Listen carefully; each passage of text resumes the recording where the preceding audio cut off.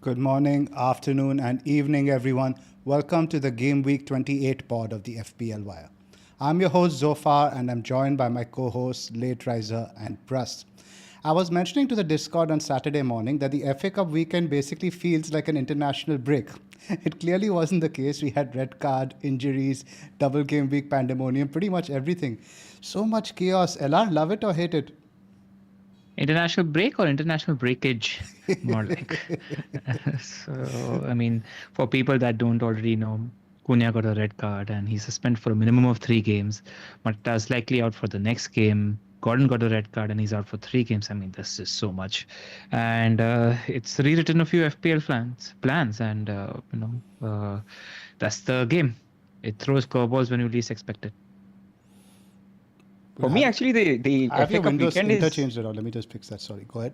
Yeah. No, I was saying for me, the FA Cup weekend is actually really nice. Like, I enjoyed it because, you can think about FPL because you're thinking of implications. If this happens, what happens? If this team wins, so you're still thinking about FPL, and obviously FPL relevant events happen, like LR just mentioned.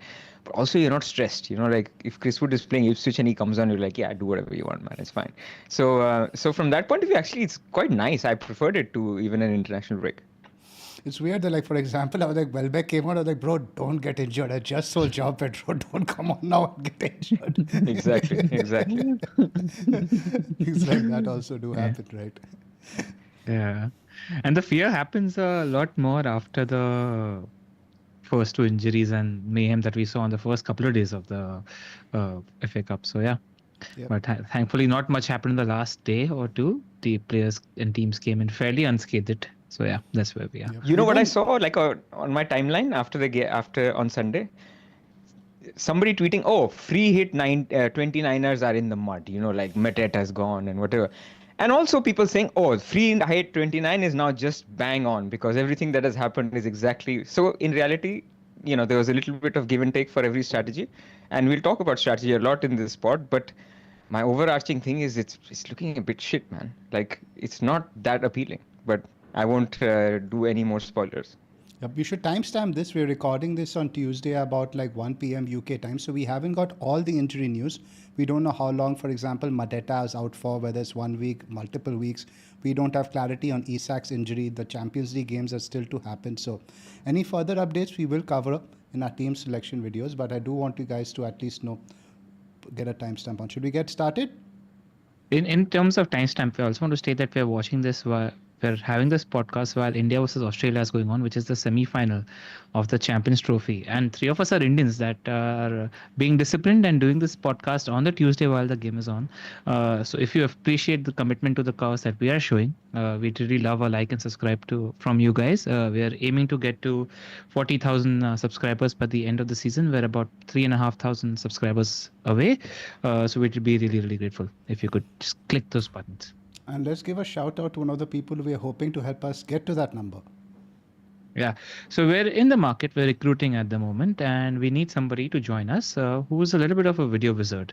So as you guys already know, we do 1 massive podcast a week and we do 3 team selection videos, and we're writing our plans up for next season. And we'd be, we don't take quite advantage of the shorts market, the reels market. We don't really juice up the team selection videos that we do. So if anybody out there that's good with video, is good at editing videos, is good at editing shorts and reels, and we're looking at a work from home gig. All 3 of us have day jobs as well. So if you could just join our team as a video specialist, email us at the fplwire@gmail.com, send us your work, and let's get in touch. And the reason we're doing it on the pod because we love our the people that help us to be listeners as well, because that's just a better synergy, right? I mean, Varun does the thumbnails. He's a listener, long-time listener of the pod. It's just a lot better, nicer to do it as a community. Yep. Let's do a sponsor plug. As always, all the data that you see on this podcast, and there is so much data on today's podcast, is from the Fantasy Football Scout members area. We don't need to reiterate. You need to become a member. It really, really helps you out, especially during chip strategy season. And if you do want to become a member, click on the link in the description below. And as you guys know, NordVPN has been a long-term partner of the FPL Wire. If you're bored of the streaming libraries in your country, with NordVPN, you can access content outside your region, get access to a wider library on your favorite streaming services, and say you're traveling outside your country, you can access your home library content. Every purchase of the 2-year NordVPN plan using the link nordvpn.com/the FPL Wire will receive an additional 4 bonus months on top. TV show/movie recommendations, guys. What have you been watching? I know what you're saying, Ella. Yeah, I mean, I just need to give a shout out to that episode 7 from the second season of Severance. It was beautiful. I saw it last night, and for 60% of the episode, my jaw was like this. I was talking to Pras about it just before coming on, and he was like, he rewatched the episode, which is what I plan to do this week as well. A work of art. Probably top 5, top 10 episodes of television I've seen ever. It was that good. So I highly, highly recommend getting onto that. Did you guys watch any of the Oscar noms yet? I mean, not the noms. Now we have winners now. Any of the movies that have won the Oscars, etc.? No, all on my list. I really, really want to watch Real Pain because I'm a big Kieran Culkin fan from Succession. Real Pain was good. I enjoyed that. That's on my list first. My favorite still probably, I've seen pretty much all of them now. I saw Nowhere, man. I'm a big Bob Dylan fan. That's the one I probably enjoyed the most, but it's sort of played it a little bit safer than I'd like. Brutalist is the one that's hyped the most. I've tried watching it's a 3.5 movie, but you know when someone tells you a movie is really good and you sort of start watching it with that bias, I feel I'm liking it because I'm supposed to like it rather than it being a good movie. So it's hard to get that filter off as such. Anora was actually pretty fun. Struggling for TV shows a bit. US Traitors is horrible. I don't understand why they do this thing where they get like all reality TV contestants who either played against each other, know each other outside. The UK format is so much better, where you have complete strangers in a castle as such. And you guys, you have to explain to me, what is the hype on White Lotus? I didn't like season 1. I could get through 2 episodes. Now season 2, I've got into episode 5 purely because of the 2 Italian girls in the show, the 2 hosts. Because of that's part of the hype. That's pretty much it, right? But there's nothing happening. It's just like douchebags being douchebags. Like what is the show about? It's well-written character, social dramas, which is what I enjoy. I'm actually rewatching season 1 because while watching season 3, I was feeling massive White Lotus FOMO. I wanted more of it, which is why it's my kind of show. So yeah.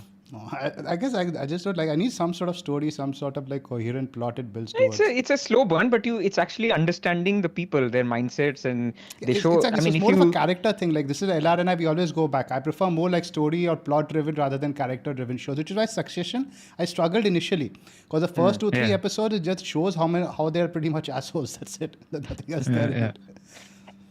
Indeed. By the way, on your recommendation, I watched Dabba Factory. We're on like the 7th episode, I think, 6th or 7th. Dabba Cartel, you mean? Dabba Cartel, yeah, exactly that. Dabba Cartel is very good. Really good, really good. It's obviously a Hindi show, so for the English audience, but it's basically, I felt a lot of vibes of Breaking Bad. You know, like it's definitely the inspiration is there. There is a little, even the music, you know, but we won't give away the storyline too much. But there are certain events that basically map out exactly as Breaking Bad, but. That's all I'll say. But it's well written. Well written and well acted also, man. Shabana Azmi, the restraint in the acting, fantastic. Remind me a bit of the Pankaj Tripathi vibes, in that sense. I think that went quite long. Let's move on. Nord also has an efficient anti-malware and anti-spyware protection tool. It highlights any attack and deletes it before it makes a mess of your computer. Grab your exclusive NordVPN deal by going to nordvpn.com/the FPL Wire. It's completely risk-free with Nord's 30-day money-back guarantee. Sign up using the link in the description below. Right, boys. So first up, let's start with the chip strategy stuff. Let's look first. Before we begin with that, I just wanted to say somebody in the comments, Jen Sween, said that thanks for the upside captaincy advice. We got away with it. I just want to say that if you actually saw the games, the Salah captainers got away with it, not the Palmer captainers. Yeah, I actually say something about that, Laila, because I saw you tweet as well that for the community, it was a little bit of an outer body experience, you know, like going against Salah, going against high EO, and, you know, like there's no shame in admitting it. Like a lot of times the community in general, and I can talk for Zoph and me a lot more, we tend to go with the popular, sensible choice. Like if you tick that it's a sensible choice, it's a good choice, and it's popular choice, why go against it, right?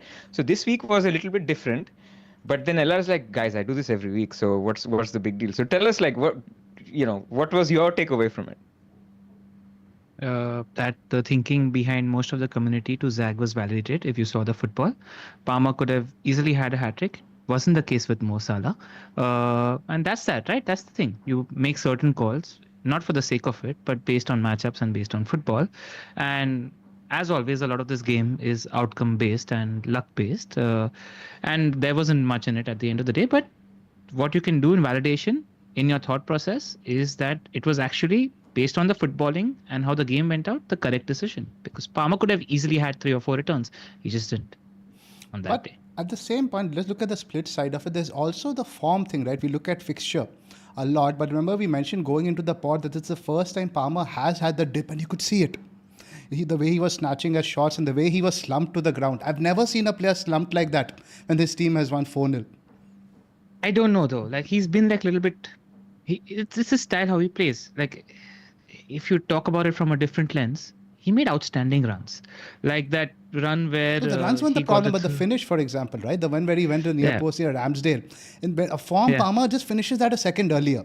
He shoots that a Yeah, but second like- earlier.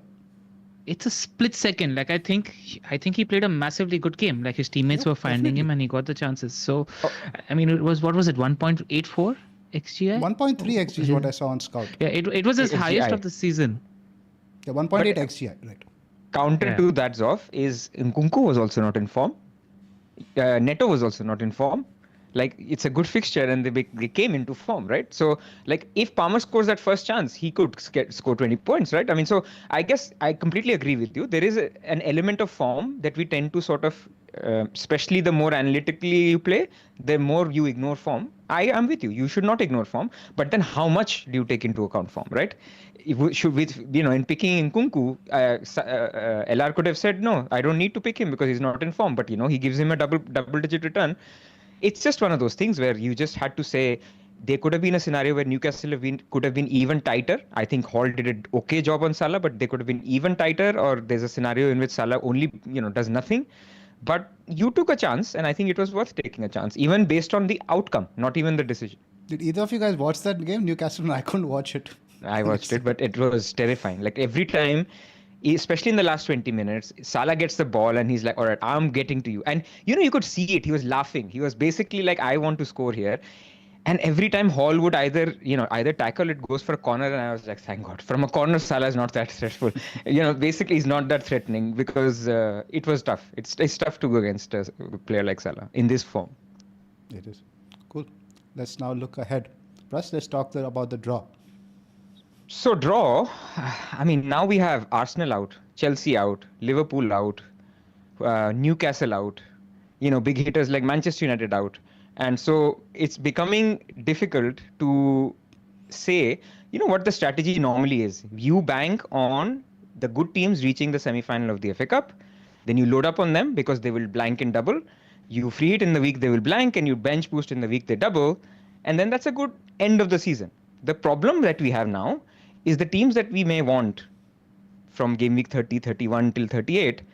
I mean, look at this list here. How many players from these teams do you want for the end of the season? So this directly plays into, we will talk about, which fixtures fall where and whatever. But apart from Man City, there is not a team where you want a triple up for the rest of the season. You can argue Nottingham Forest, but I'll explain why Nottingham Forest is unlikely to double and blank anyway. So that's the first issue, that the FA Cup is great and the magic of the cup and stuff, but the good teams not being in the quarterfinal is not a good thing. It's the first year we've had this thing with them being given exclusive weekends, so we're all adjusting also to the new format in terms of blanks and stuff. But let's talk now, I think, about the further this table from Talha Nadeem, what this means. So, I mean, if you remember, Game week 34 is the week when the FA Cup semi-finals happen, right? So right now we have the quarterfinal draw. The first issue is, which LR you mentioned before we started podding, is if you look at the matchups, they're actually very hard to call apart from Villa Preston.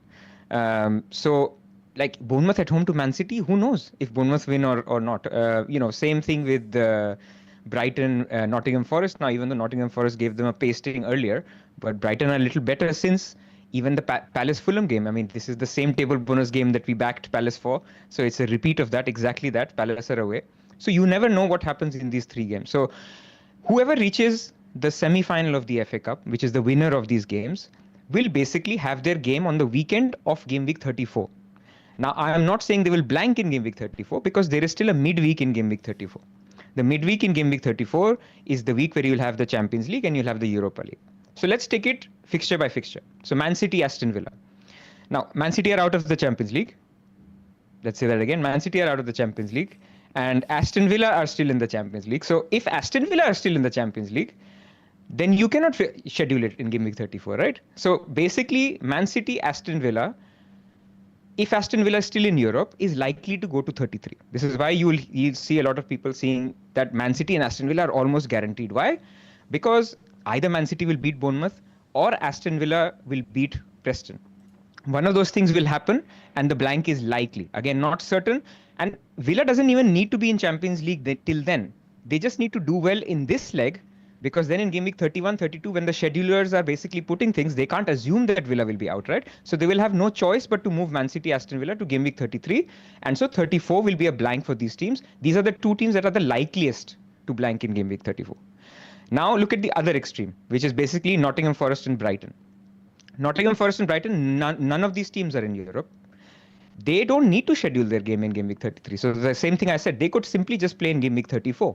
They could basically not coincide with the Champions League. They could even just also coincide with them. I mean, you remember Liverpool and Villa played at the same time as Man City playing Real Madrid. So Premier League have said this season, we don't care.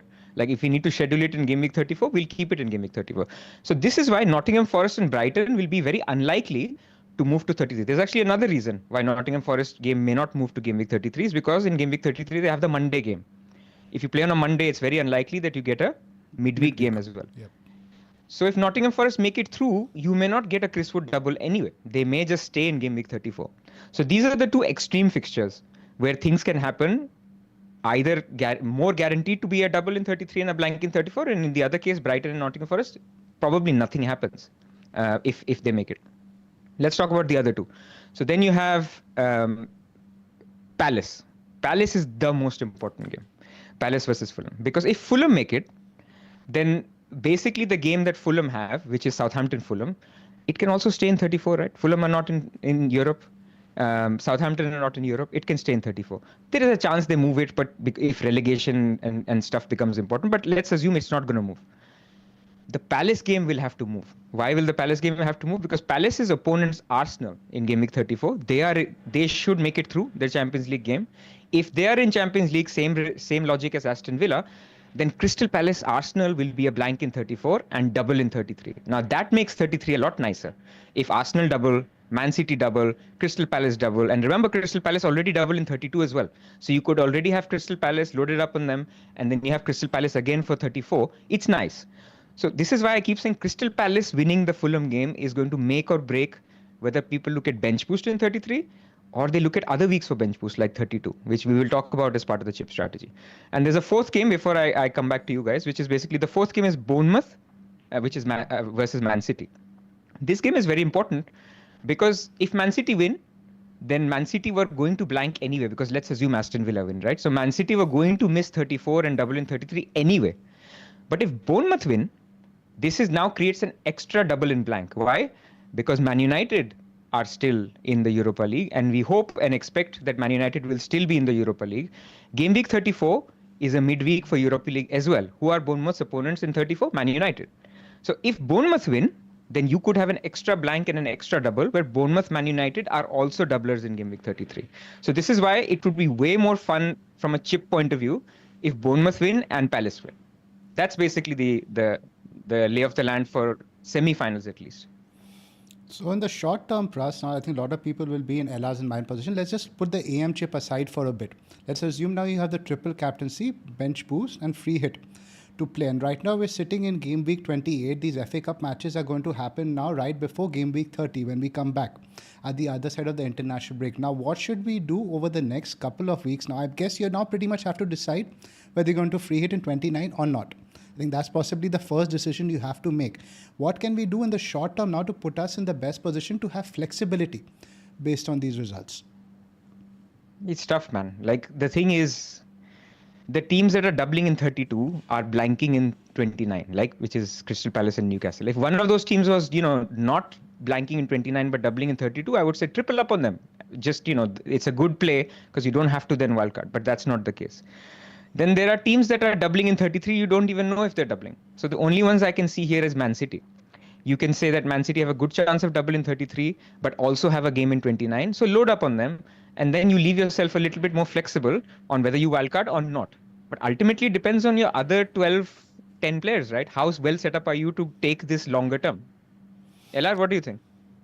So a couple of primary takeaways, and this is again building up from the ground, is if you go back to the previous slide with the FA Cup fixtures, if you look at Fulham Palace, if you look at Bournemouth City, and if you look at Brighton Forest, either way you look at these games, they're essentially 60-40 games at max. They're fairly unpredictable games, and because of these games being fairly unpredictable, it's just very, very difficult to plan forward. And because it's very difficult to plan forward, and because what that means is that the early wildcard, whether you're looking at a 28 or a 29 wildcard, I think it's suboptimal because you're leaving yourself open to too much risk in terms of how the chips are going to fall between Game Week 30 and 31 when we know about how the Premier League is going to schedule these blanks and doubles based on the results of the quarterfinal. So primarily, first thing, prima facie, is try delaying your wildcard as far as possible. And from a planning point of view, try planning for a Game Week 31 wildcard at the minimum. And the reason for this is because after 29, we go into the international break. After the international break, we have the FA Cup games. After the FA Cup games, we have the Game Week 30. And then after 3 or 4 days, we have Game Week 31. The presumption is that there's a small chance we could get information about how the blanks and doubles fall before Game Week 30, but it's more likely that the information comes in before 31. So from a planning point of view, plan for Game Week 31 as much as possible. And if you can, avoid wildcarding early because it leaves too much in the open. And the second thing is, if you're somebody who was heavy on Newcastle, Liverpool, and Palace, I mentioned these 2-3 teams. Newcastle and Palace have a double in 32. You could, if you have the team to do it, see if there is a potential opportunity to bench boost in Game Week 32, given your team structure and team plan. And that should be sort of like a semi-flexible plan. Because if the chips fall in a certain way, you can decide to not use the bench boost in 32 and see how your team goes. But that's largely what you can decide right now, in my opinion. Outside of that, I would pay close attention to the fixtures and know that you're going to have to make a lot of decisions in a short time frame if you're looking at a Game Week 31 wildcard, because that wildcard will allow you 2 days, 3 days of thinking. I would even say be open on Sunday night for a Game Week 30 wildcard, and I'll tell you why. Only because after certain events, you might decide that actually I'm going to wildcard in 30, bench boost in 32. So for those guys, their strategy, wildcard 30, bench boost, because you know the bench 32 already, right? What you don't know is 33. So you could basically decide on a strategy where you're on wildcard 30, bench boost 32. So if you're convinced on Sunday night after the FA Cup quarterfinals that actually bench boost 32 is the one, you could then, that has a more higher likelihood of you that you just pull the trigger anyway, because for you then the semifinals matter less because you'll probably be on bench boost 32, free hit 33. So whoever does it, it's not the end of the world. So that's just a caveat, but otherwise completely agree with you. If you're not free hitting in 29, you need to be basically ready on Sunday night, which is between Game Week 29 and 30 after the international break, the FA Cup weekend, to basically pull the trigger, because on Monday you might actually get the announcements. So you may get everything by 30, but make your team such that you're ready to go to 31 if needed. And this bench boost 32, free hit 33 strategy that Pras is talking about becomes even more elevated if Palace lose in this FA Cup tie, because then Palace have a confirmed fixture in Game Week 34. So what that means is that the doublers in Game Week 32, Newcastle United and Crystal Palace, will have a confirmed fixture in 34. So that enables you to do the BB 32, free hit 33, and then not play a chip in 34 strategy as well. So that game and that result also sort of elevates or pushes you in towards one strategy or the other. What about 36, guys? I think earlier we were mentioning that 36 might have a small double. Is that looking very unlikely now? Because if you go do something like that, 32 BB, 33, if you hit the triple captaincy, otherwise would be in a single.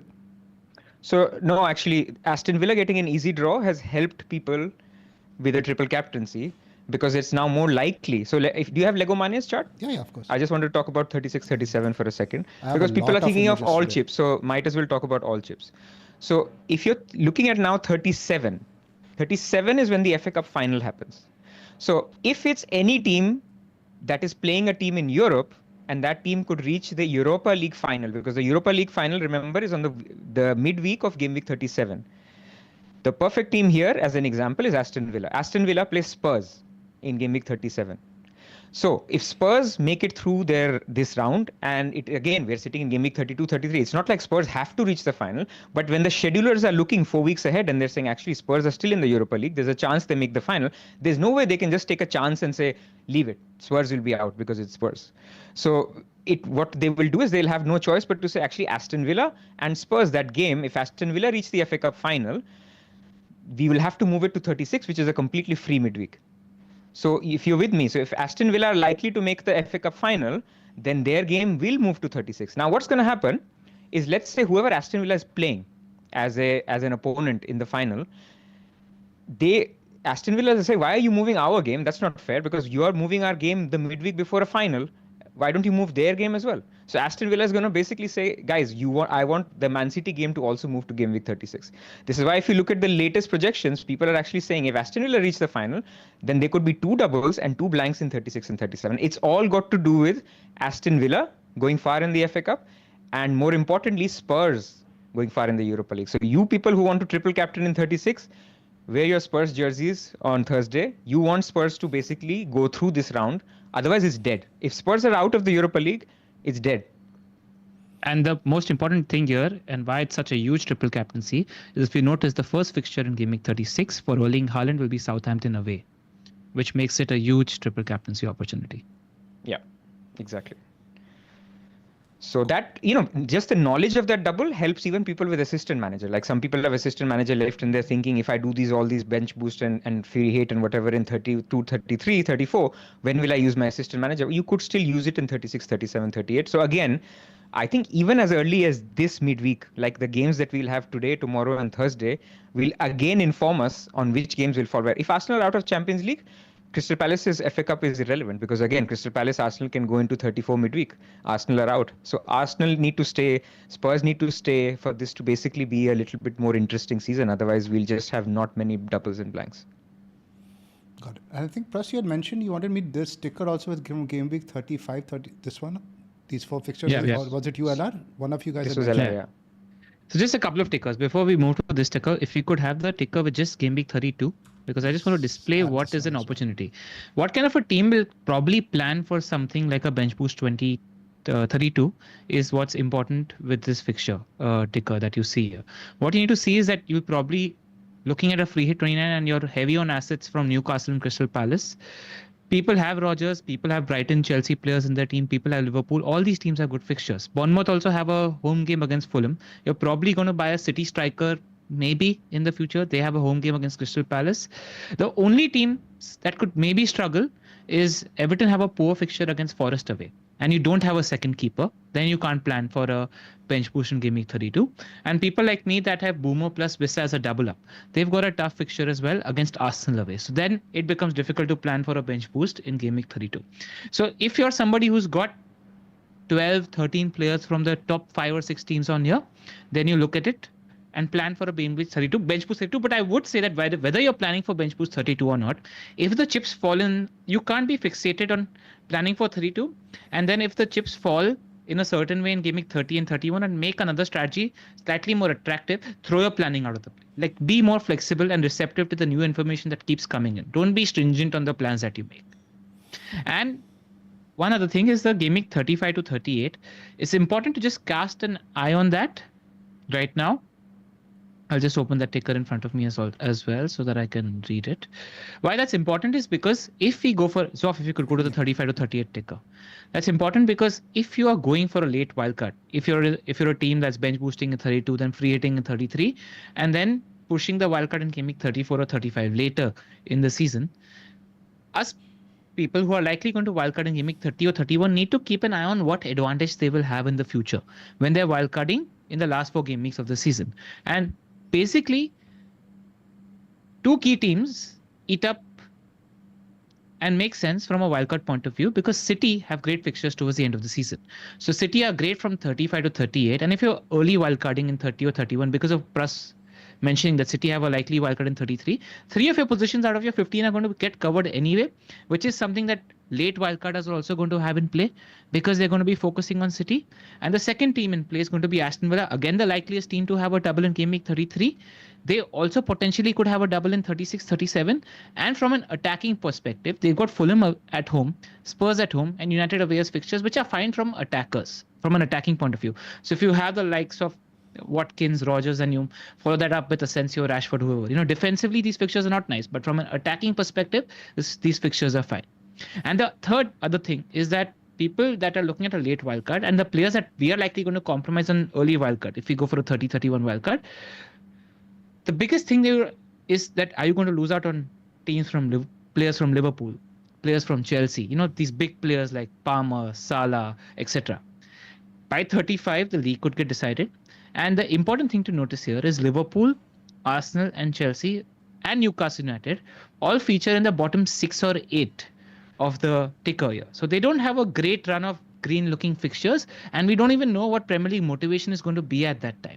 So this tells me that it's fine. I think we can get by if we wildcard in 30-31, go through the chaos in 32-33-34 because of holding on to City and Villa, who have decent follow-up fixtures as well. And because of the fact that Arsenal, Chelsea, and Liverpool don't have the best fixtures towards the end of the season. I just want to go back to Game Week 32 for a second. I was having the discussion in the Discord this morning about the potential opportunity cost for Isak captain. Now, we noticed Palace's stats. Now, Palace are very good in top of XGC, and we've seen them away especially. They're quite good. So what I noticed, Newcastle basically have the similar kind of double that Everton and Villa had. One game against a relegation rival and one game against an elite defense.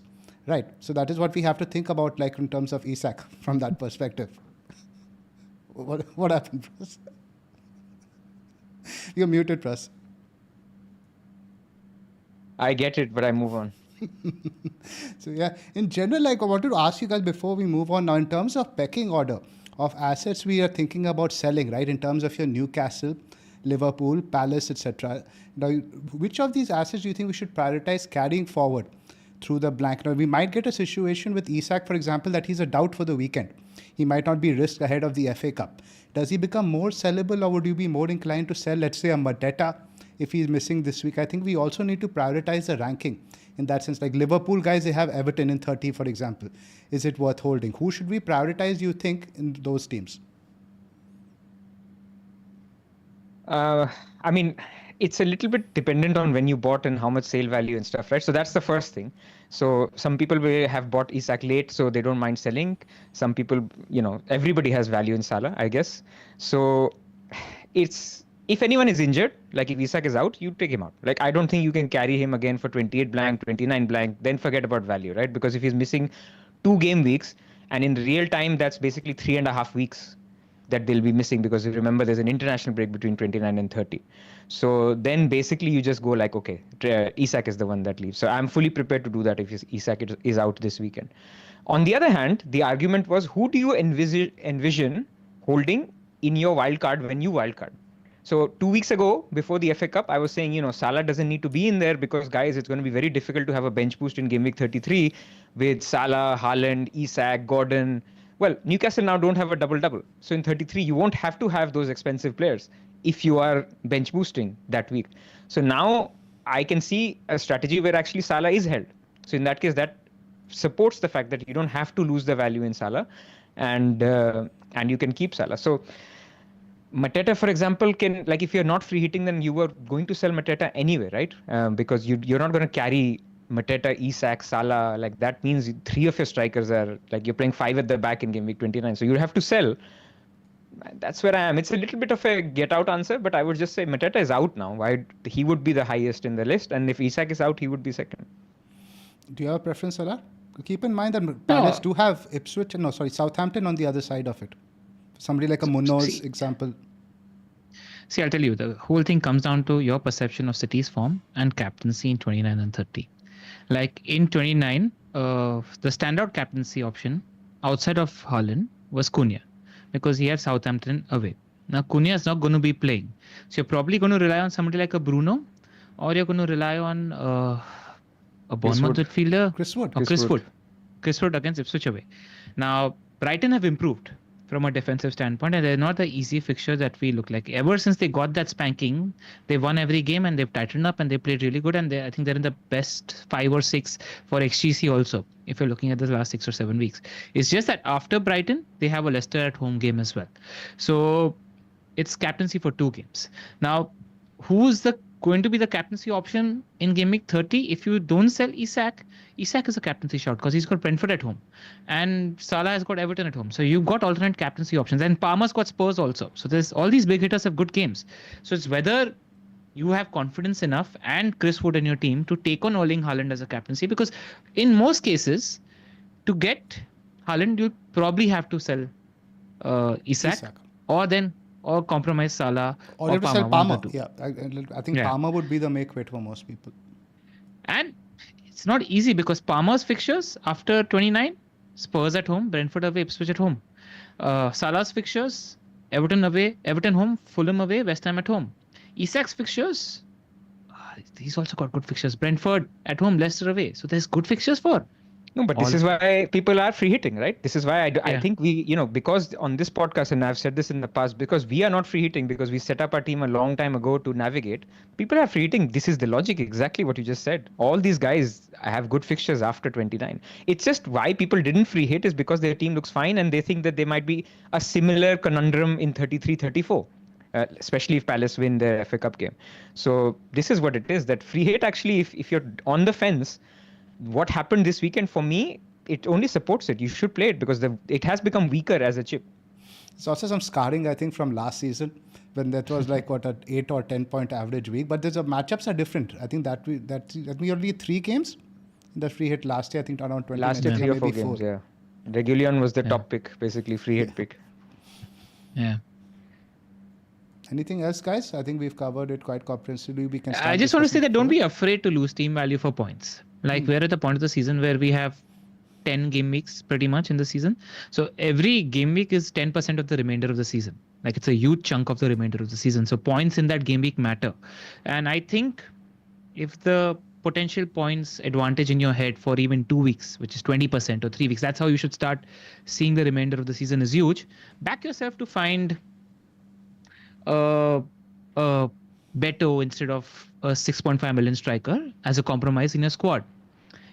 Allow yourself to say that, okay, I'll find a compromise position for one expensive defender, a cheap defender in place of an expensive defender, or a cheap attacker in place of a mid-price attacker. That's the compromise. Don't be afraid to compromise on team value, because points in front of you are now 10-20% of the remainder of the season. I mean, look at Flapjack. He's got like a team value of 100 million, 100.0 or 101.1, something like that. And he was like the 40th ranked manager in February. Like, because he couldn't get to a Cunha or a Wood, so he went Beto instead. Like that turned out to be great. So it's just what it is. We fix it on team value way too much, I feel, after game week 20 or 25. Exactly. Like it's completely irrelevant, man. So let's just summarize it, because it's a lot of information we've unpacked. Let's just do a quick TLDR. That's something we can get in one sentence. I think the look is pretty much, if you're not going to free hit, build towards game week 30. And then pretty much decide from there how you're going to go. 31, just as a safety net. I mean, include game week 30, like 28, 29, 30. Plan to wildcard in 31. By then we'll have a bit more clarity when you'll play your chips. That's pretty much And for people who are free hitting in 29, look at your team coming out of the free hit.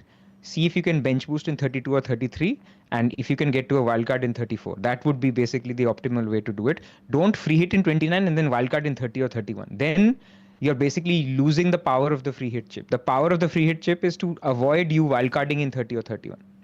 And if you can help it, don't wildcard now or in 29. Yeah. One last line for all the FPL Harry clone teams, Pras. The AM, I think that's looking like when? 31, 32, 33? I mean, you have to wildcard in 30 to play the AM. So it has to be 31, 32, 33. The issue with that is now, you will get stuck with your bench boost. Like, when will you play a bench boost? You're taking a gamble. Because in game week 30, 31, you won't know if there's a double in 36 or not. You're thinking, but what if Villa lose to the in the semi-final? So it's a little bit of an issue. But yes, 36, 37, 38 would be the play. Also, why are people saying that AM 31, 32, 30? You could wildcard in 31 and AM 32, 33, 34 as well, right? Yeah, but to do 33, 34, the assumption is one of those might need a free hit. So you'll block yourself if you play 31, it. 32, 30. Sorry, 32, 33, 34. Yep. The draw is now we might have a situation where Palace have a double in 32 and 33, and I think they might have table bonus in 4 of those games. It might be that situation. So it's a tough call for people who are still holding that chip. We'll approach All that. Paris have games in 32 and 34, which makes free hit 33 attractive. So it's that Palace versus Fulham game is probably the most important game in the FA Cup from a chip strategy perspective. I mean, I would go as far as saying if Fulham win, then basically the meta strategy is going to be bench boost 32, free hit 33. If Palace win, the meta strategy is going to be free hit 33. Sorry, bench boost 33, free hit 34, and then in that case triple captain 32. So this is just how it's going to be. And caveat, because that's not happened because the Premier League have not behaved how we've expected them to. This is provided the Premier League behave in the way we are expecting them to do, which has not happened this season. Correct. So that's all. Cool. So basically, enjoy the international break and relax. Guys, how long can we keep potting? Because so far so good, with Shreyas Iyer and Kohli. Let's get to the forwards, man. I need some help with my forward selection. They're just falling. I was just hoping, Pras, you don't mention it because I didn't want to jinx it. Things were smooth. I was also thinking maybe I shouldn't mention it, but it's going all right, man. 117 for 2. All right, I'm just going to come in a second, guys. Yes. So let's start looking first at the forwards, Pras, and let's talk about you first. You got your first start now since coming back from injury, and we are talking about Evanilson here, people who don't know about the pod. He played 70-odd minutes. I actually watched that game. It was a fun game, quite end-to-end. He looked quite sharp for somebody who hadn't played for so long. Let's talk first about the impact now on Utara. We both have Dango in our squads. Do you think now Evanilson's going to start? So Utara obviously doesn't have to just play up top, right? Can play on the left. He can play on the left. And what was interesting that he actually went on the left even after Evanilson got subbed off. This guy, Sinistera, he started playing a more of central. Correct. So I would say for people with Dango is wait 1 week. If you can, don't play him this week and see what Bournemouth will play. Because one positive thing for Utara is Bournemouth's game against Man City is before game week 30. So, of course, you want him to play in 29 and you will get clues in 28 whether he plays in 29. But let's not kid around. His expected minutes have come down substantially. So you're almost you're hoping, right? Let's say even if he starts, let's say Utara starts on the left and then Evanilson starts, then even then 29 there's no guarantees that Utara again starts on the left. So you're hoping. But let's say you get lucky and you do get those games, then you may also get 30 because Evanilson may not start games in midweek, right? So they have the Man City game, which is the very tough game, which I expect Evanilson to start. But the midweek game is nice. So I am looking to hold Utara, not play him this week, and then take it from there. But I definitely don't want to sell him. I might just hope that he plays. So also, there's a very likely chance that he plays on the wing anyway. Yeah, and exactly. he's fine. That's just mentioned. Right. Yeah. But I think in terms of buying Evanilson, I think you obviously can't go this week. I don't think he's a great option for this week. Maybe somebody you can consider the next week. And I think you had mentioned this when we were chatting. If you have Utara, it's a nice hedge.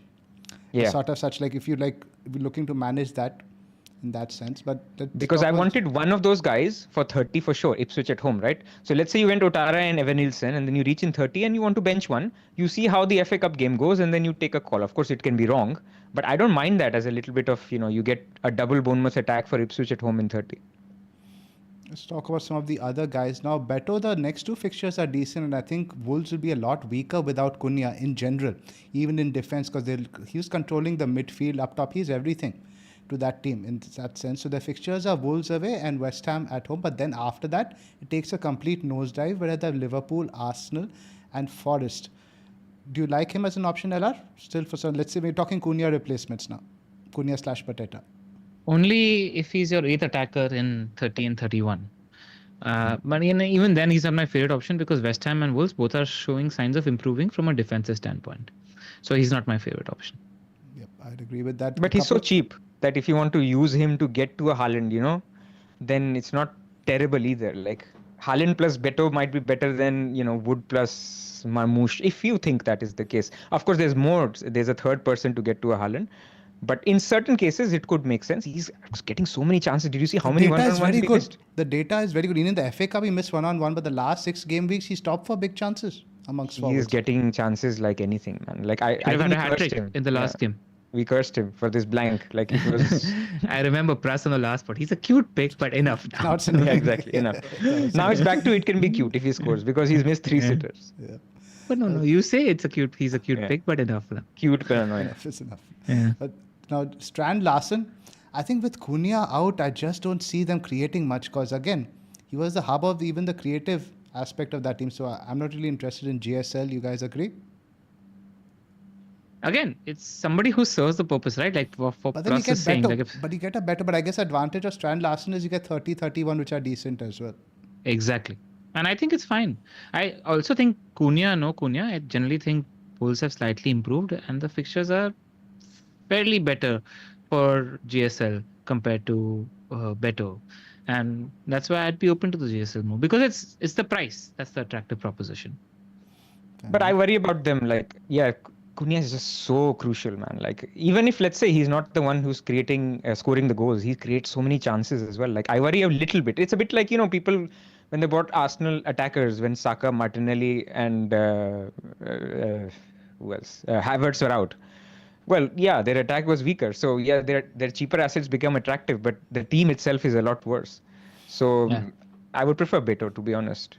I mean, I also want to see what happens because while JSL was injured, Cunha was playing sort of the 10 role and Munetsi was playing striker in the last 2 games after coming on and impressing in the 45 minutes against Liverpool. So what happens with the equation with Munetsi and Strand Larsen, we don't know yet.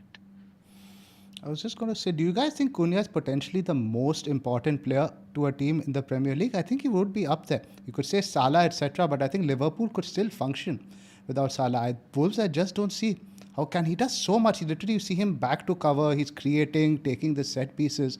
I can't think of any player who's more pivotal to a team. Maybe it's the chat will give their opinions. Can you guys think of somebody else? Bruno Fernandes. Yeah, but it doesn't result in positive results anyway. But with Cunha, maybe it does. But yeah, no, Cunha's been amazing this season. Like last year, he was a good player, good pick. Even from non-FPL point of view, he was good. This year, it's gone up a level, but also his asshole factor has gone up a level. Like I watch him in games, the guy is just like I used to be like, if Man United can buy him or whatever, I would rather get a guy like Mbumo who's a functional, good player, works in a system, listens rather than an asshole, man. Like, I don't know, man. I won't mind it. I'll be excited if you get Cunha. Like, there's genuine worldy potential there. He's it's like Cantona. Cantona had attitude, but he was good for his team.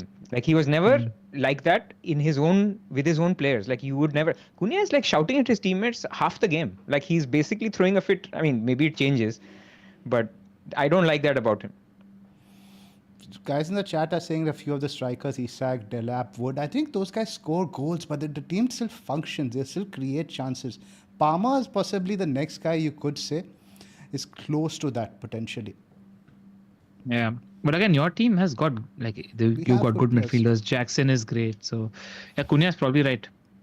Anyway, let's come back to the replacements. Now, these are the cheap ones. Welbeck. Let's talk about Danny Welbeck, and plus I want your opinion there as a João Pedro owner. Do you think Welbeck starts the next one, or is going to be like something where Rutter, João Pedro contest for the number 10 role? Because again, Welbeck scored after coming on. He's looking great. This is not a good sign. Like for people with João Pedro or people looking to buy Welbeck. Look, the point is that Jorginho is playing really well, or Rutter. Pedro is playing well, and Welbeck is playing well. And the one little positive is that Mitoma, I mean, positive for owners of these players, is that Mitoma was actually had a little bit of an issue in the last game. He limped off. So you may actually see Jorginho or Pedro play on the left, and then actually all three can start together. I just think you don't have to go there. There's enough options. Like you don't have to, because last thing you want is your player misses out game week 30 or 29, and then it becomes a slightly not ideal situation. It's Man City anyway in 29. Is Pedro a hold for you, LR? You think this week if you have him, or you can look to move him on? Hold him. There's no need to move him on. You take the chance and hope that he plays. But none of the Brighton options are buys because it's A, minutes doubt, and B, the fixtures are a Fulham defense and an improved City defense after Kushinov and Nico Gonzalez have come into the picture. What's the timeline on Mitoma? Is he like proper injured, or was it one of those cramp things? We'll see. We'll wait to hear. We don't know yet. We don't know. Maxwell just dropped Kohli, man. Sorry, I need to stop giving these updates. No problem. No. Keep I them. appreciate it. Keep them coming. So these are some now images from the Scout article. I'll just go through some of the options now. First up, Omar Marmoush. It was interesting against Spurs. I think he had quite a poor performance in contrast to his others.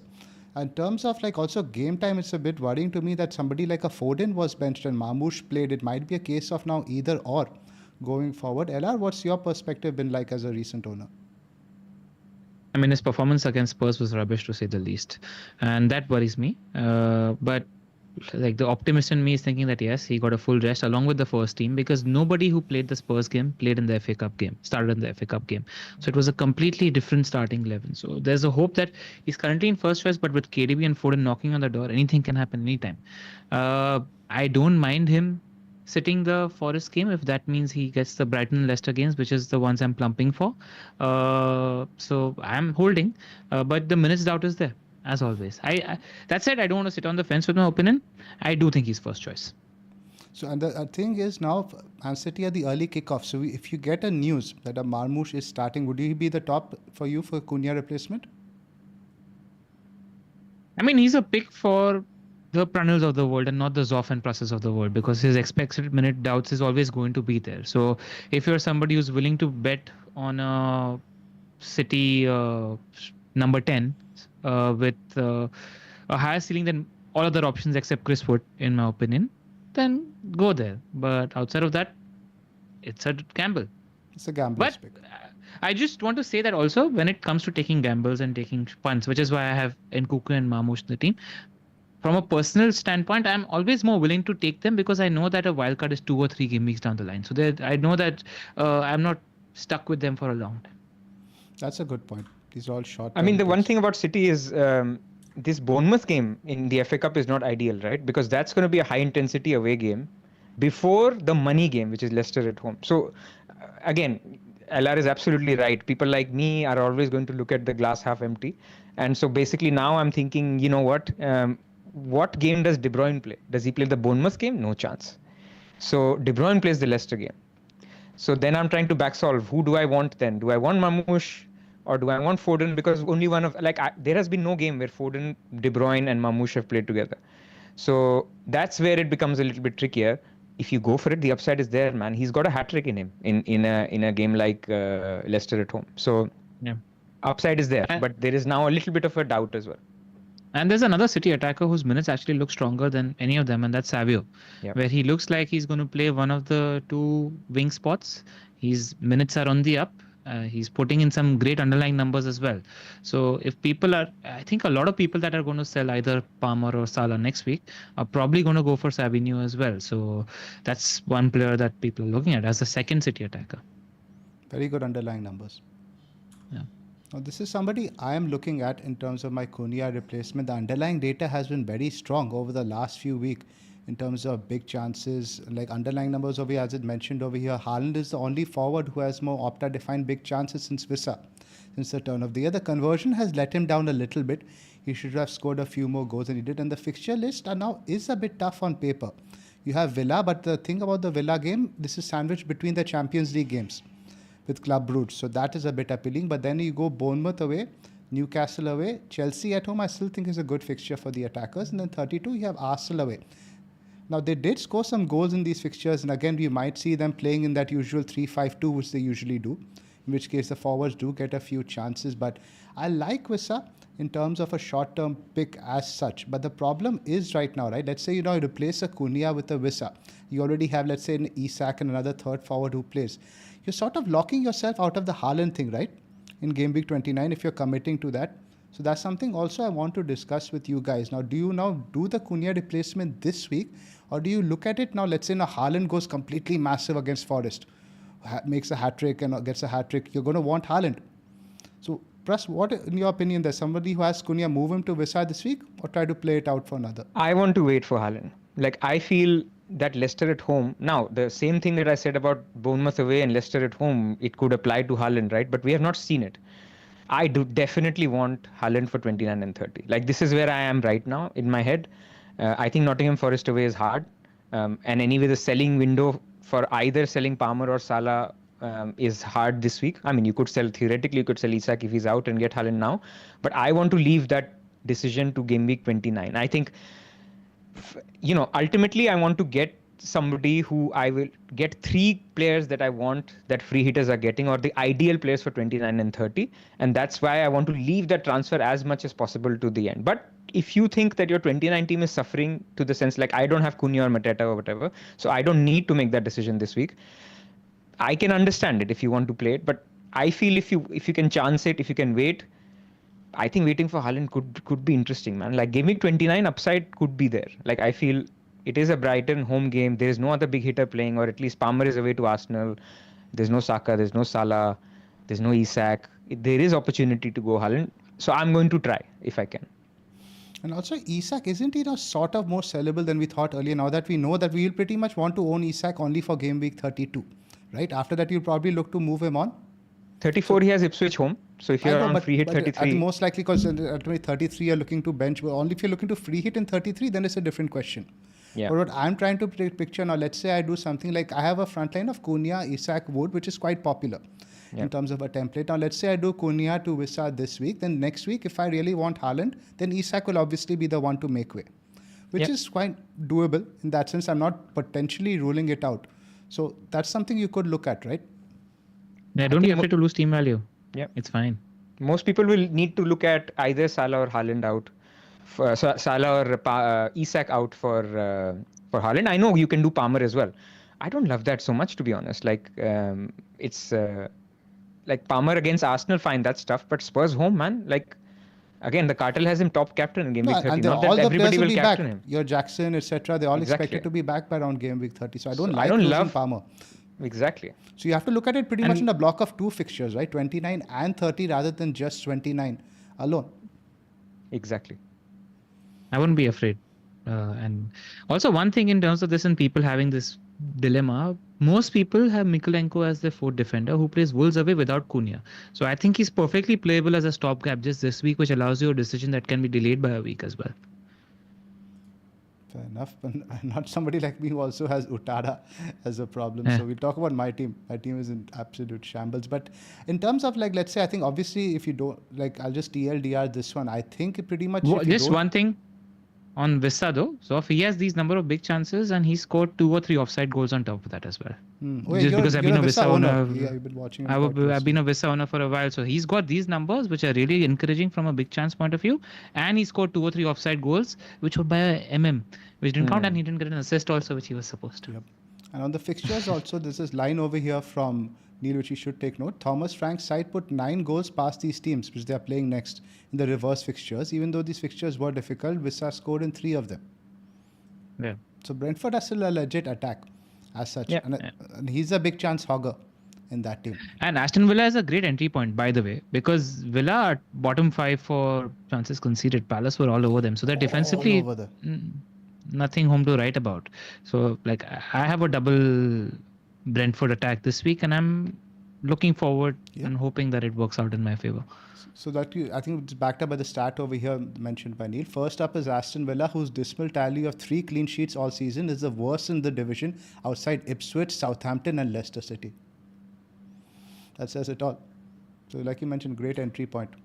Now this is the one we need to talk about. I think Chris Wood, pretty much I think if you don't own him already, he's the no-brainer Cunha replacement for me. You have, I think, against Man City, still a good fixture. It's at home for them. He could have really scored against Arsenal. You have the 29 fixture against Ipswich. The game week 30 is against Manchester United. Any reason not to get Wood, Pras? Generally no, but it's dependent on one's risk appetite, I suppose. What has happened is basically with Mateta being out and Cunha being out, Wood's EO is going to be massive. Like, it's going to be over 100%, I would say, in Game Week 29, because a lot of people won't have an alternative captain either. If you're willing to take it on, because then he has home to Manchester United in Game Week 30. Again, he's definitely scoring in that game. So it's basically, in my position, I feel like I might just do it. Like I don't want to go against this guy again. Like, I have bought him, I've sold him, I might buy him. But at the same time, there are scenarios in which I'm thinking maybe, shall I go for an 8 Nouri and Chris Wood or a Guardiola or an Evan Nilsson And in that case, at least I'm talking about my team in general, I may choose Guardiola and Evanilson just to take Chris Wood on. So I think it's a no-brainer generally. But if you want to up your risk, I don't think it's ever a bad thing to take on Nottingham Forest, because I feel the people who are above you, they have them. Like a lot of them have them, and that's why they're above you. But maybe that's foolish as well. Are you big on Wood, LR? Yeah, I mean, if you're looking for a cut-for-cut replacement, out of all the strikers that we mentioned, he's the most convincing. Yep. And You there's no guys are argument playing against these it. with the most straight bat than the Indian cricket team. Dude, we're ignoring that. So I think that's pretty much it, man. In terms of the data, obviously Mateta you see right at the Question. top. Go ahead. Team-specific question. Like, so in my case, you either take a hit to get... No, you either do a double transfer to get Haaland next week or get Wood. At the moment, I'm leaning towards going Haaland, but I'm delaying the decision until next week. Absolutely. And there's ultimately Also, two just positions also. That also makes a difference. Right? You can't just look at it in isolation. You tell me I'm going to get Haaland or Wood, is obviously going to be Haaland. Yeah, but the second position, let's say the compromise, if that's Trent to Guardiola, to think. Yeah, a few more things. Just want to share the data also so that we can just summarize everything. Mateta, as you can see, was absolutely on fire. He's on top. Haaland second, Wood third. Vissa's data obviously very strong. Beto, etc. towards the bottom. So to summarize this, I think we can't really do much rankings because the options are so limited. I think it's pretty much comes down to Vissa or Wood. There's the some topics. issues of people are saying there's a lag. I just saw it on your thing, on the video. But Was it just me? Fine. Okay, it's fine okay, now. sorry. Okay. It's fine now. The audio is going to show up anywhere. So we're talking about the rankings, guys. You just do top two, Vissa and Wood. And Vissa Wood, and if you're waiting next week, Evanilson shoots up there because Evanilson's got great fixtures. I don't think you can ignore him. And he plays for Bournemouth, who's a very, very good team. So I don't think he's out of the picture. I don't think Marmoush is out of the picture also, because if he plays against Forest and scores 2 goals, people are looking at Marmoush also next week. So if you're waiting till next week, Marmoush and Evanilson both as picks open up. If you're doing it this week, you probably have to maybe play safer. But that said, watch for news against Forest. If Marmoush starts, you can go there. Take a shot. 100%. Under all conditions, Wood, Mamouche, Evanilson, all are easy waits for 1 week, and then you decide. Right. I think that LR mentioned, besides the entry point is this week. If you're looking to get him, there's no point waiting till Bournemouth next week. You buy him this. The other guys, I think potentially give it a week, play your other midfielder if you can, or your defender, a Mikalenko, etc. Cool. Also, just pointing out, Forest aren't the same defense that they were. So I don't think it's a completely blocked game. Completely. I'll show you the XGC now in terms of that. They're mid-table now, 8.75. That's about the same as like your Chelsea and Leicester, who are poor defenses. So the point I'm trying to make is, if your path to Haaland is losing a Trent or something of that sort, I wouldn't mind going in this week. I wouldn't lose Palmer or Salah this week. Not if there's another path to Haaland that you have, which doesn't involve losing these Liverpool or Chelsea players, then maybe go for it this week. If you have some sort of path like that. Let's just do a quick one on the AM. Otherwise, we get flamed with the comments that you guys don't cover it. So pretty much this week, let's have a look. Who do you guys like for table bonus this week? Potter. West Ham at home against a Newcastle United ravaged with injuries, cards, and half an eye on the cup final. Love it. Love it. No love for Amorim? No. Oh, but wait, Potter has no table bonus. Does he? West Ham is 15. Yeah, Newcastle. Oh, okay, he has. These are the table bonus games. I thought the ones colored in blue here in the chart were table bonus games. No. No, all the ones I think who are in bold are the table bonus options. Got it. Man United versus Arsenal. No. Potter. No. I know. I don't because, think Angie especially because Gordon's out, and I don't know what kind of a team Eddie Howe is going to field. So you could have 60 minutes for most of the first team, or they could not play. It's a little dodgy. So take a chance with Potter. Has to be Potter, because even Angie has a Europa League thing midweek, so it's not what we want to go. I think we're aligned. Cool. Let's talk about captaincy now this week. It's Salah at home to Southampton. Pretty much should be a no-brainer. But now let's see, now the weird thing with Liverpool is obviously they didn't play last weekend, right? But the thing with the PSG game, it's a Wednesday, Tuesday turnaround. So it's only 6 days. Traditionally, we've seen teams do rotate. But I think that the fact that they got the last weekend off plays in their favor. I think with Salah, you're still going to see 60, 70 minutes, maybe an early sub if they're winning 3-0 or 4-0, which just makes me think that Southampton are still considerably worse then Leicester. Salah over Palmer for you guys this week? I'm not sure. For me, yes. Like, I'm not taking on Salah against Southampton. If Liverpool are down 2-1 in the first leg, I might consider going Palmer. That's interesting because then I think the chances of managed minutes become slightly greater. If Liverpool are 2-0 up, then I think I will stick with Salah. That's that. And again, that's because I'm sitting at 450k and I want to force the rank and play the variance card.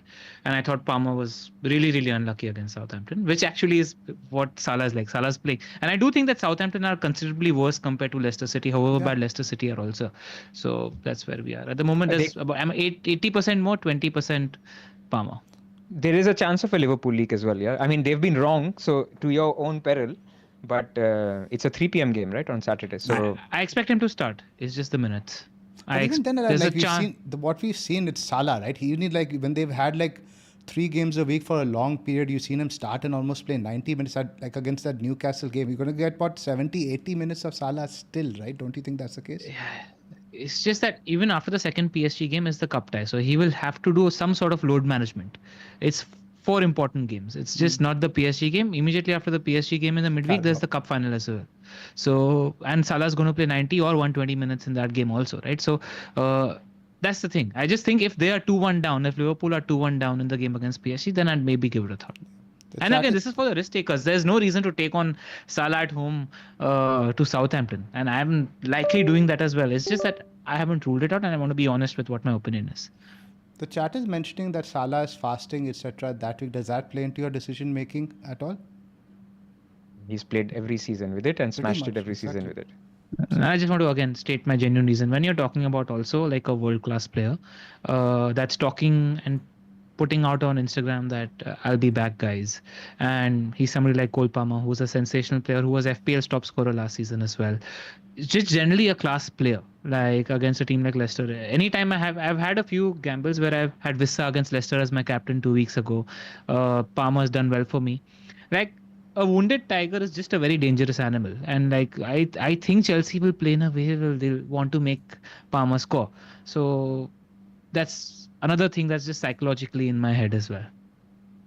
Whereas I don't think that the Southampton game is the most important game for Liverpool. Their head could be scrambled. Can I just make one point on captaincy on Salah? This could actually be the last week. So people who are doing it because they want to chase or they want to go a little different, this could be the last week where Salah is the obvious captain for a while. Like, next 29 he doesn't play. 30, he has a good game against Everton, but Haaland has Leicester at home, Palmer has Spurs at home. You can take him on. Gameweek 31 is away to Fulham. You could have other players that you can take him on. Isak is away to Leicester, I think. Gameweek 32, again, Newcastle have a double. 33, there is another double. And Salah doesn't have those doubles. So all I'm trying to say is, in the next 6 weeks, this may be the only week you captain Salah. Just as a caveat, as people who are looking to chase risk, just to let you know. Something else I noticed a bit strange in the Southampton game. You notice that teams tried to push the pedal. Chelsea, it just seemed like it was like a training game. From the very start of the thing, they didn't approach it with the same intensity. It's like they'd already won before they stepped out on the pitch. After 2-0, they didn't really try as much as I would have wanted to score a lot of goals. And it might be what we see with Liverpool as well. Get your 2-0, 3-0, and then just look to close out the game. Teams don't have that much respect for Southampton to think that, we don't score 2-3 more goals, these guys are going to come back. It just became a training exercise after 30 minutes. That's what I'm a bit worried about. It might happen. Yep. And there are 4 games, right? This is the rotation game. I don't think Salah's going to be rotated. I think probably going to be the Konate spot, the left wing spot, etc. Salah's going to start. It's just about the minutes. And it's stupid and very risky to go against Salah, who's having a generational season, playing a home game against the worst team in the league. Fair shot. By the way, Kohli was almost out, and I know. Chat is talking about it. So actually 2 questions on captaincies, one for you, Zoph, and one for a general question. So one is on Palmer. You expect Palmer to start on Thursday? And are his minutes I actually on the think so, thread at because all? the Copenhagen, I was reading this, the Copenhagen fixture is pretty much the toughest one we have left in the entire Conference League. They are pretty much the best team left in there, so I do expect him to start, yes. Especially considering we didn't play last weekend, right?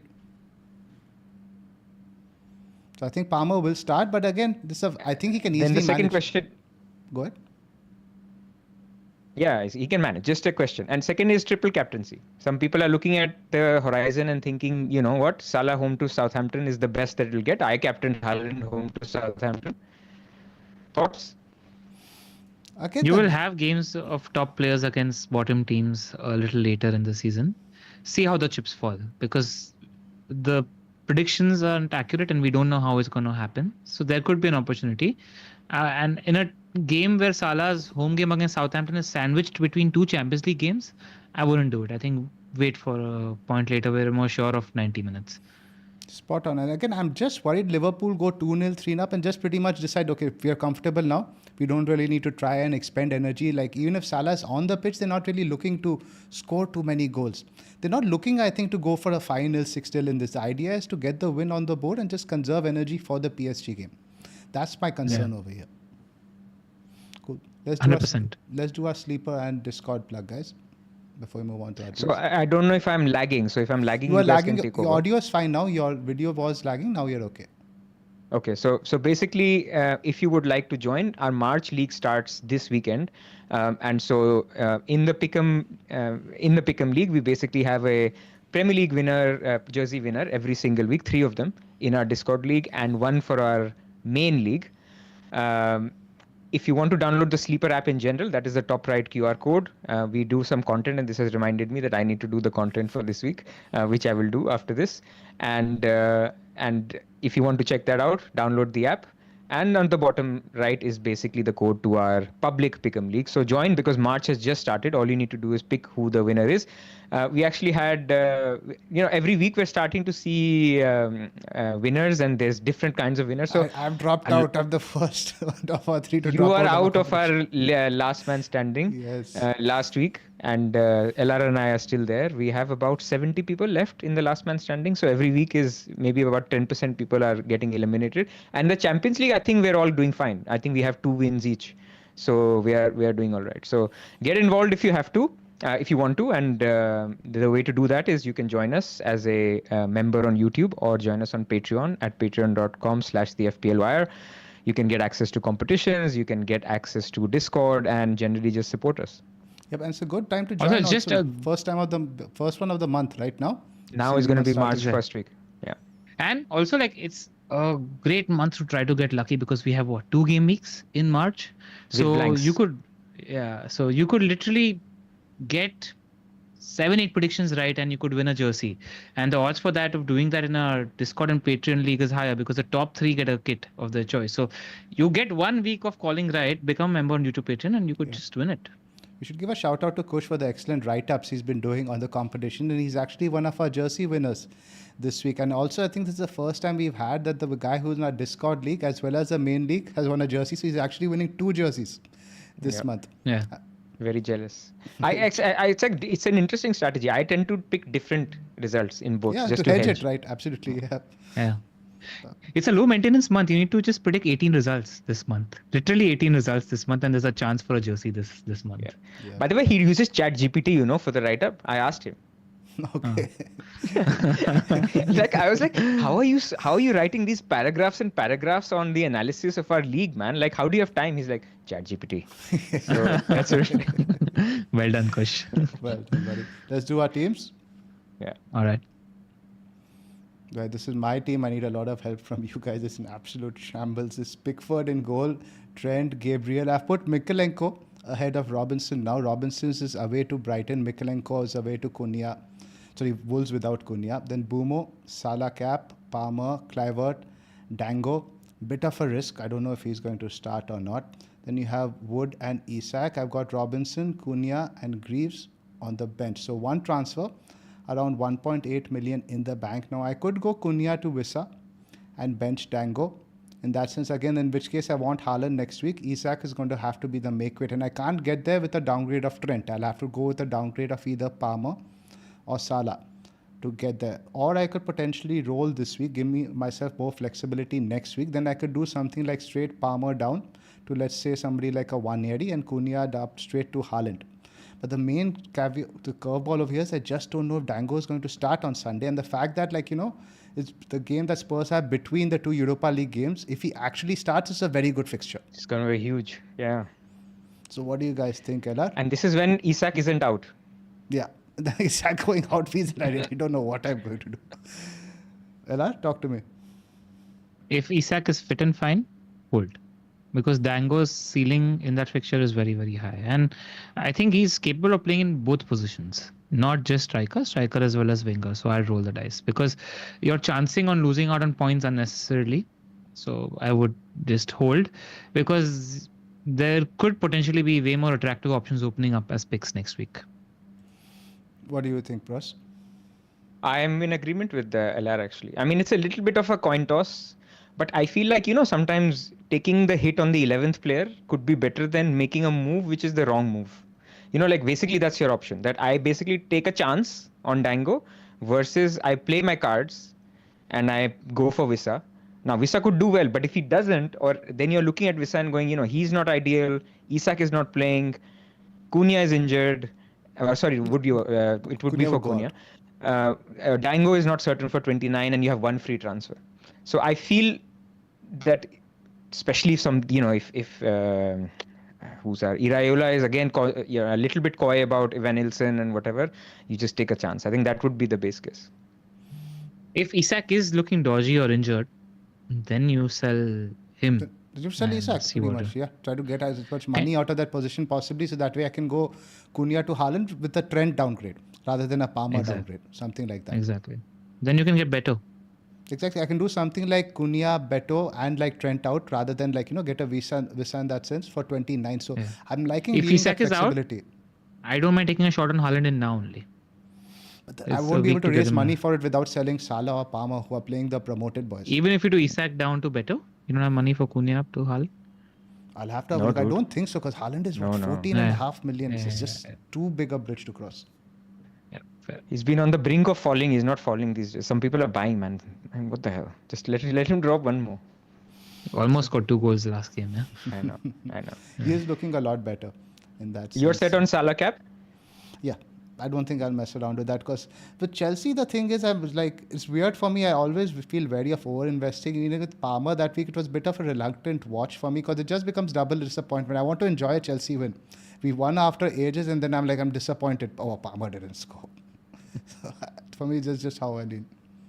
But yeah, I think Can I just make one more suggestion? As while we are throwing things out, Dango to if he's very, very positive on Evan Nilsson, Dango to Neto. I like as well. Yeah, it's decent, but then I don't like the Arsenal away fixture in 29 at all. I like Bournemouth away a lot more than I like, for example. But then Spurs in 30 as well. Which he might not get if you're Madueke. Because Jackson will be back. Jackson, Madueke, pretty much the entire crew's back then. Fair point. That's the issue. LR, this is you. Marmoush on the bench. It's a tough decision for me this week. I've got Pickford, Trent, Gabriel, Munoz, Salah, who's currently my cap, Palmer and Cuckoo, Bumo, Kluivert, Isak and Vissa. I'm actually hoping that Isak's fitness looks dodgy so I can start Marmoush, but I've got a benching dilemma between Isak, Vissa and Marmoush as things stand. Who would you bench out of the 3 guys?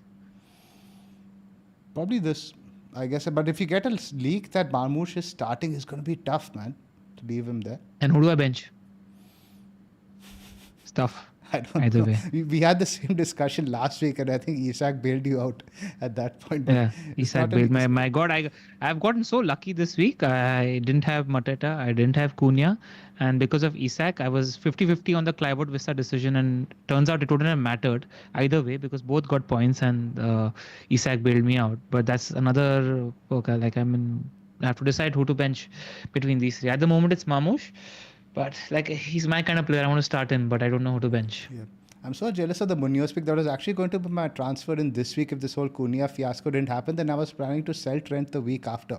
I was prepared to rather ride out Munoz through the blank than Trent because I wanted the Ipswich and Southampton fixtures, but just not meant to be.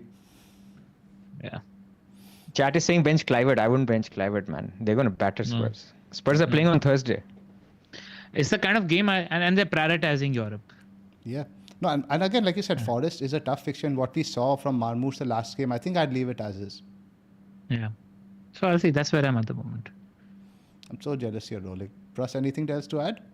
No, good team. So what did you say if Isak is out, LR? You would just not do anything and play Mamush. Play Mamush. Okay. And even if like it looks like we get a league that Mamush isn't starting, I'll play Mikalenko. Really? You won't deal with Isak? No. Because my out is Haaland, it requires a hit. Got it. Exactly. Your team, Pras? So same defense as LR, Pickford, Gabriel, Munoz, Trent. So this is what I was basically saying with this defense, right? After this week, like this week the defense looks great. Next week if you do Trent to Guardiola, the defense again looks fine because you play Mikalenko, you have Gabriel, and you could have Guardiola. And then in 30 also it looks great because Munoz plays Southampton in 30. So generally speaking, for me, I like the Trent down to somebody as a move, even though Trent has Everton in 30, because it just works for this setup. Then Bumo, Palmer, Salah. Again, I'm set on Salah cap. The only way I will not be set on Salah cap is if he has some kind of a niggle or he's not looking right after the PSG game where his X minutes drop even more than what we think in general they are. Then Kluivert starts. So again, João Pedro and Dango are two problems, which could be problems, which could not be problems. I also, like LR, I got lucky with João Pedro coming off the bench. Who I benched last minute after seeing Welbeck. And I sold him for Cunha just for the whole point being I'm going to want Cunha in 29. Just get ready. Zoph and I were chatting basically 5 minutes before the deadline, and I was like, I'm feeling nervous about João Pedro. I anyway really wanted to play Dango. So I ended up doing that benching. He ended up selling. That was not an optimal decision by either one of us. I just got lucky that Isak missed out. I think my decision was still fine in the sense that like if you told me today Cunha is fine, I'd be completely comfortable with that. It's a headache solved. It's just that Cunha has just been the bane of my season, just scoring points, not getting suspended early, and now just one game I won him, boom. And did you see how he did it? He actually did 3 different fouls over there. I know. He kicked him, punched him in the chest, and grabbed him in the face. I genuinely felt, is there going to be a news article like Paqueta that he had some money on a red card or something? Like he was trying to get a red card. It's ridiculous. So anyway, but the thing is, the positive is João Pedro played really well in that game and in the FA Cup game. But then as did Welbeck, as did Jorginho. So we don't know. I'm going to take a chance. I'm going to play João Pedro. I'm going to play Watkins. And because as things stand, then Isak and Watkins and Trent in 29 can become Haaland, Chris Wood, and let's say 8 Nouri. Or it can become Haaland, Evanilson, or Guardiola. Something like that. Or Huijsen, something like that. Yeah, something like that. Would basically be... No, well, I couldn't go... Chris Wood and Huijsen, yeah. So that would be the idea. Like, I'm okay to lose Isak for... So in the previous pods, I was talking about selling Salah instead of Isak. That was when I was saying that Newcastle are going to have a double-double in 33, in 36. Isak's going to stay with us forever. I think the point that you made, Zoph, now I don't think Isak will stay in our teams forever. So losing value in him is not the end of the world if you can afford the team. Because I think if we are on bench boost 32, then we are going Haaland-less on Wildcard. Because you're free hitting in 33 for Haaland's double. If you're going bench boost 33, then I am prepared to go Salah-less until 35. And then you make those moves. So I don't think you're going to have a Salah plus Haaland draft now, so money is not as much of an issue. And the entire equation in the midst of this is actually the 33 fixture for Liverpool, which is Leicester away. It's going to be such a split decision where he's going to outscore so many more doublers, but to facilitate doublers, you're going to have to lose Salah. That's going to be an interesting conversation in 33. Classic double game big dilemma. Where are we in terms of the cricket? I've avoided looking at the scores the entire time. We just recently lost Iyer and Patel. Both scored decently. Iyer scored 45, Patel scored 27, and Kohli's batting on 71, and it's a 82 and 84 kind of game. I think we're wrapping up at the right time. Yep. Yeah, tight game. Interesting final phase. Hopefully, we will see you on the positive side because there were woes that need to be repaired after the last World Cup. Absolutely, guys. Any last words? We hope you enjoyed and hit like and subscribe. Don't forget. Yep, and wait for transfers. Even the Spurs game in Thursday is important for chip strategy. So hold your transfers if you can. Yep. We'll have our team selection videos to cover any further developments from the midweek games. Thanks for joining us.